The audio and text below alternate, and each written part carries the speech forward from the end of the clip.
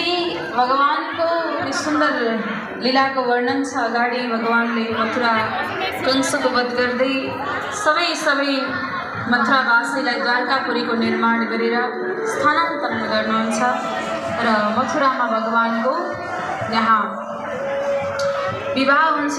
भगवानको विवाह पनि कस्तो हुन्छ रे, यहाँ श्रीमद्देवी भागवतमा वर्णित गरिएको छ है। राक्षसेन विवाहेन चक्रे दारविनिं हरिः ततो जामवन्तीं सत्यां मित्रविन्दां च भामिनी।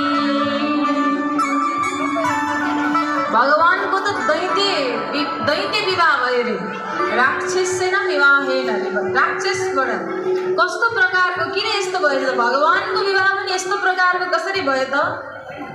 यहाँ जन्मेजयले प्रश्न गर्नुभएको छ व्यासजी महाराजलाई। तब यसलाई अलिकति विस्तृत रूपमा भन्नुहुन्छ। पहिलो त हरण गरेर विवाह गर्न पर्यो रुक्मिणी मातालाई। भगवानको विवाह एउटा विवाह पनि सो इच्छाले छैन, बाध्यतामा परेर। रुक्मिणी माता विदर्भ देशकी राजकुमारी, 5 दाजुभाइ छन्, रुक्मी, रुकमरथ, रुकमबाहु, रुकमकेश, रुकममाली। विवाह गर्ने योजना बनाएकोसँग चेदिन रे शिशुपाल। अब शिशुपाल विवाह गर्ने भने शिशुपालसँग विवाह हुनुभन्दा त बरु मर्नु जाति। पत्र लेख्छु भन्नुभयो, पत्र पठाउनु भयो। पत्र देख्न साथ ब्राह्मणले पढेर सुनाउनु भयो। भगवान आउनुभयो, रुक्मिणी मातालाई लिएर जानुभयो। खूब धुमधामसँग विवाह भयो रुक्मिणी मातासँग। त्यसपछि भगवानलाई मणिचोरको आरोप लाग्यो।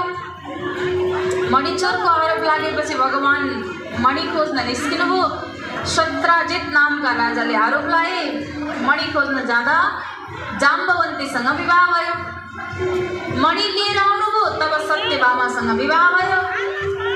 फेरि मित्रविन्दा, कालिन्दी, लक्ष्मणा, भद्रा, नग्नजिती 8 पटरानी भगवानका भए।